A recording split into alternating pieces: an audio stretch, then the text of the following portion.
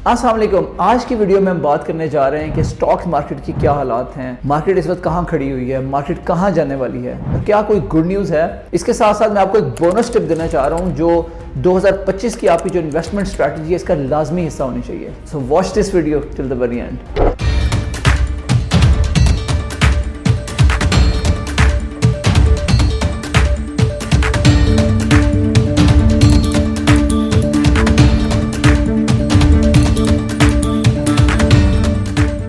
अच्छा, जब भी आप कोई नया काम करने लगते हैं तो आपके घर में या आपके दोस्तों में कोई एक बंदा ऐसा ज़रूर होता है जो आपको कहता है कि यार ये तुम क्या करने लगे हो। अगर आप कोई कारोबार करने लगे तो वो कहते हैं यार तुम डूब जाओगे। अगर आप कोई इन्वेस्टमेंट करने लगे तो वो कहते हैं यार तुम्हारे पास जो सेविंग्स है ना तुम ये भी लुटा बैठोगे।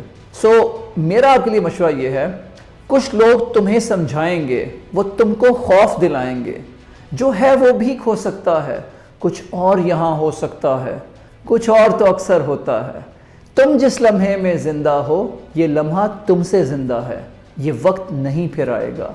तुम अपनी करनी कर गुजरो, जो होगा देखा जाएगा। तो बात कुछ यूं है कि अगर आप इन दोस्तों की बातों में अमल करेंगे तो आप जिंदगी में कुछ भी अचीव नहीं कर सकेंगे। तो आपको जो बाहर का नॉइस है उसको फिल्टर करना है और आगे बढ़ना है, लेकिन लाजमी तौर पे जो आगे बढ़ना है, अपनी कर गुजरने का मतलब ये नहीं है कि आप बिल्कुल ही कुछ देखे सोचे बगैर ही किसी आग में कूद जाएं, बल्कि इसका मतलब यह है कि आपने देख के, सोच समझ के, रिसर्च करके जो भी इन्वेस्टमेंट करनी है बड़े ही ध्यान से करनी है। तो ये वो पॉइंट है। अब इसके बाद आगे चलते हैं। लास्ट वीडियो में मैंने आपको अप्रिशिएट किया था कि आप काफ़ी ज़्यादा कमेंट्स करते हैं और अपनी राय से हमें आगाह भी करते हैं, तो आप प्लीज़ उसको कंटिन्यू करें।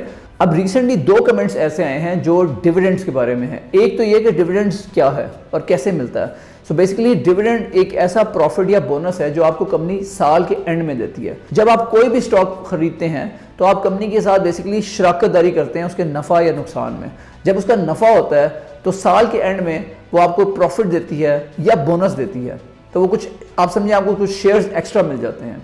तो कुछ कंपनियां ऐसी हैं जो अच्छे डिविडेंड पे आउट करती हैं। कौन सी कंपनियां ऐसी हैं जो माजी में अच्छे डिविडेंड्स देती रही हैं, तो आप PSX की वेबसाइट पे जाके, पाकिस्तान स्टॉक एक्सचेंज की वेबसाइट पे जाके देख सकते हैं। मैं अभी आपको स्क्रीन पे दिखा देता हूं कि बेसिकली आप पहले dps.psx.com.pk पे जाएंगे और उसके बाद आप वहां से कंपनी को सर्च करेंगे। जैसे फॉर एग्जांपल आप मारी को सर्च करेंगे तो मारी पेट्रोलियम का आपके सामने सारा प्रोफाइल खुल जाएगा। अगर आप स्क्रॉल डाउन करें तो आपको नीचे पे आउट्स की इन्फॉर्मेशन नजर आएगी। अब पे आउट्स की इन्फॉर्मेशन में ये क्लियर कट नजर आ रहा है कि ये रेगुलरली ये ना सिर्फ बोनस देते आ रहे हैं बल्कि अच्छे डिविडेंड भी पे करते आ रहे हैं। सो ये अच्छा ट्रैक रिकॉर्ड शो करता है। डिविडेंड के लिए अच्छे स्टॉक्स मैं पहले भी बता चुका हूं, लेकिन एक दफा फिर मैं इसको रिवाइज कर दूंगा कि मारी है, PSO है, APL है, पैकेजेस है, हेलियन है, एबट है, ATRL है, एयरलिंक है, साजगार है, इसके अलावा ईफर्ट है और FFBL है। सो ये वो स्टॉक्स हैं जो डिविडेंड के हिसाब से अच्छे समझे जाते हैं और आपको अच्छा लॉन्ग टर्म में रिटर्न दे सकते हैं। इसके साथ साथ मेरा मशवरा आपसे ये है कि आप अपनी रिसर्च भी खुद से करें और लाजमी तौर पे कंपनियों के प्रोफाइल जाके देखा करें PSX की वेबसाइट पे, और स्पेशली ये जो पे आउट का मैंने आपको इन्फॉर्मेशन बताई है इसको अच्छी तरह देखा करें कि क्या हिस्ट्री रही है किसी भी कंपनी के डिविडेंड पे आउट्स की। तो ये तो बात थी डिविडेंड्स के बारे में। अब हम आगे चलते हैं। नेक्स्ट हम आते हैं मार्केट अपडेट की तरफ। So market as of today, जब ये वीडियो रिकॉर्ड की जा रही है तो इस वक्त KSE 100 इंडेक्स को 1,16,000 पे है और इसके साथ साथ जो हालात हैं वो पॉजिटिव हैं। स्पेशली ऑटोमोबाइल इंडस्ट्री के लिए एक अच्छी खबर ये है, एनर्जी मिनिस्टर अवैस लगारी ने रिसेंटली अनाउंस किया है कि जो इलेक्ट्रिक कार्स के लिए चार्जिंग स्टेशन लगाएंगे उनको 45% सब्सिडी दी जाएगी उनको टैरिफ में। स्पेशली वो कंपनियां जो इलेक्ट्रिक कार्स लेके आ रही हैं, फॉर एग्जांपल हबको है जो BYD को लेके आ रही है, तो हबको का स्टॉक अभी मूव करना स्टार्ट हो चुका है। इसके साथ आपको पता है कि ऑटोमोबाइल सेक्टर में रिसेंटली एक जो जैसे कहा जाता है ना डाला, तो डाला लॉन्च हुआ है जैक के नाम से, को लेके आने वाले हैं गंधारा ऑटो लिमिटेड। और इसकी वजह से जो गंधारा का स्टॉक है GAL, गंधारा ऑटो लिमिटेड के स्टॉक में एक बड़ा अच्छा ट्रेंड देखने में आया है पिछले 10 दिनों में और ये तकरीबन 150 रुपए से भी ज़्यादा जंप कर चुका है। तो ओवरऑल ऑटोमोबाइल सेक्टर अच्छा परफॉर्म कर रहा है। अवैस लगारी साहब ने अपनी स्टेटमेंट में बैंकों को भी रिकमेंड किया है कि वो भी इसको फाइनेंसिंग को, जो इलेक्ट्रिक कार्स की फाइनेंसिंग है, इसको ईजी बनाएं ताकि जो पोल्यूशन का इशू है उसको एड्रेस किया जा सके। जितनी ज़्यादा ये फाइनेंसिंग ईजी होगी और उसके साथ साथ चार्जिंग स्टेशन ज़्यादा होंगे, उसके साथ साथ जो इलेक्ट्रिक गाड़ियाँ हैं वो ज़्यादा पॉपुलर और मेन स्ट्रीम बनती चली जाएंगी। मेरे ख्याल में इसको कुछ वक्त लगेगा। बाय द वे, दिसंबर तक ऑटो फाइनेंसिंग पाक ₹235 बिलियन को क्रॉस कर चुकी है। अगर हम इंटरनेशनल सीन की बात करें तो इस अमेरिका की जो गवर्नमेंट चेंज होती है इसका असर ना सिर्फ अमेरिका पे पड़ता है, उसकी पॉलिसी से पड़ता है, बल्कि पूरी दुनिया पे इसके असरात मुरतब होते हैं। और हम देख रहे हैं कि आते ही उन्होंने एक तो गजा में सीज फायर करवा दी, तो ये एक मुस्बत कदम है। ऑल्दो वहाँ पे पहले ही बहुत सारे लोग शहीद हो चुके हैं, लेकिन मेरे ख्याल में ये मुस्तकबिल के लिए एक खुशाइंद कदम है। इसके साथ साथ अगर हम देखें कि क्रिप्टो की तरफ, तो क्रिप्टो चूँकि जो ट्रंप है वो बहुत ही क्रिप्टो फ्रेंडली हैं और प्रो क्रिप्टो हैं, तो आते ही उनके जो है ना एक बड़ा मुस्बत रुझान नजर देखने में आया है क्रिप्टो में। और जो बिटकॉइन है वो तकरीबन $1,08,000 पे आज अपना ऑल टाइम हाई बना रहा है। इसके अलावा ओवर लास्ट वीकेंड सोलाना ने सारे रिकॉर्ड तोड़ दिए हैं। सोलाना तकरीबन $295 तक को टच करके आया है। पिछले 5 दिनों के अंदर सोलाना हैज़ एप्रिशिएटेड ऑलमोस्ट 70%।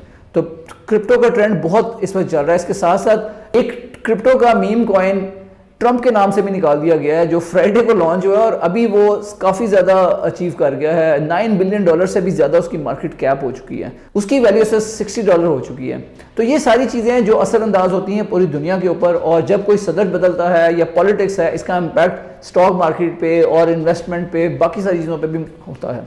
अच्छा, इसके बाद अब आते हैं जो बोनस टिप है। जो बोनस टिप है वो मैं आपसे शेयर करना चाह रहा हूँ कि जब भी आपने कोई इन्वेस्टमेंट करनी है, जैसे मैंने शुरू में आपको ये छोटी सी नज़म पढ़ के सुनाई, तो इसमें जो इंपॉर्टेंट चीज़ है वो ये है कि अब आपने अपना बैकअप ज़रूर अरेंज करना है, जिसको कहा जाता है इमरजेंसी फ़ंड। इमरजेंसी फ़ंड क्या होता है? इमरजेंसी फ़ंड ये होता है कि जिस तरह नाम से ज़ाहिर है कि कोई भी ज़िंदगी में आपको इमरजेंसी आ जाए तो आपने उससे कैसे निपटना है। मिसाल के तौर पे आपको कोई अपनी सेहत से रिलेटेड कोई इशू पेश आ जाता है, कोई ऐसी बीमारी आ जाती है जो आपने बिल्कुल एंटिसिपेट नहीं की हुई, या फिर आपकी नौकरी चली जाती है, आप घर का खर्चा कैसे चलाएंगे? आपके पास कुछ ना कुछ कैश बैंक में मौजूद होना चाहिए। ये कैश इतना होना चाहिए कि आप 6 महीने तक सर्वाइव कर सके, आपके पास 6 महीने तक का राशन आ सके। मिनिमम 6 महीने होने चाहिए, लेकिन मैं रिकमेंड करता हूँ कि साल तक का होना चाहिए। और जब तक आप ये कर ना लें, ये जो फंड्स हैं पहले इसको सेपरेट करें, उसके बाद इन्वेस्टमेंट्स की दुनिया में कदम रखें। इस वजह से स्टॉक मार्केट चल रही है और आपका बड़ा दिल कर रहा है इसके अंदर जंप इन करने को, लेकिन आई स्ट्रांगली रिकमेंड कि पहले इमरजेंसी फंड के पैसे साइड पे करें, उसको टच ना करें, और उसके ऊपर जो आपके अमाउंट है उससे इन्वेस्टमेंट्स का सफ़र का आगाज़ करें। तो ये बहुत ज़रूरी है, इसलिए I can not stress you enough. मैंने आपको पहली वीडियो में भी बताया था, जो अमेरिकन हैं जो बिल्कुल लोएस्ट तबका है, $400 उनके पास महीने का खर्चा चलाने के लिए भी नहीं होते, लेकिन वो $400 लगाते हैं लॉटरी पे, जिसमें उनके मिलियनर बनने का चांस 1 in a million होता है। बेसिकली समझने की बात यह है कि आपको वेल्थ बिल्डिंग के लिए अपना माइंडसेट बदलना पड़ता है। इमरजेंसी फंड नहीं बनाते, आई डोंट रिकमेंड यू कि आप अपना इन्वेस्टमेंट का सफ़र स्टार्ट करें। सो आई एम श्योर कि आप में से बहुत से लोगों ने अभी तक इमरजेंसी फंड नहीं बनाया होगा, तो इसके ऊपर फोकस करें। एक आपको एग्जांपल दे दूं इमरजेंसी फंड के लिए कि फॉर एग्जांपल अगर आपकी जो तनख्वाह है वो ₹1,00,000 है, अब ₹1,00,000 में से अगर महीने का खर्चा आपका सारा हो के कोई ₹80,000 बनता है और बाकी 20,000 आप सेव कर पा रहे हैं, तो अब वो जो 20,000 सेव करते हैं ना, उनका अगर आप सालाना देखें तो वो आपको वो ₹2,40,000 आपका सालाना सेविंग्स हो जाएंगी। और अगर आपका महीने का खर्चा ₹50,000 है, तो ₹50,000 को मल्टीप्लाई कर दें 6 से, तो ये आपको 3 लाख, तो ₹3,00,000 मिनिमम आपको चाहिए इमरजेंसी फंड के तौर पे। तो 2,40,000 प्लस 60,000 और, तो मिलके ये ₹3,00,000 बन जाएगा। तो आप 1 साल और उससे थोड़ा सा 3 महीनों में अगर आपकी 20,000 सेविंग पर मंथ है तो आप इस टारगेट को अचीव कर सकते हैं। So I hope you enjoyed today's video. मैं उम्मीद करता हूँ कि आपको आज की वीडियो भी पसंद आई होगी, और अगर आपको पसंद आई है तो प्लीज़ लाइक पर बटन दबा दें। अगर आपने चैनल को अभी तक सब्सक्राइब नहीं किया तो प्लीज़ उसको भी सब्सक्राइब कर दें, क्योंकि इसी चैनल पे हम लेके आने वाले हैं बहुत अच्छी क्वालिटी का कंटेंट इन्वेस्टमेंट्स के ऊपर और एंटरप्रेन्योरशिप के ऊपर, ताकि आप अचीव कर सकें financial freedom. Thank you very much for joining us today. अस्सलाम वालेकुम।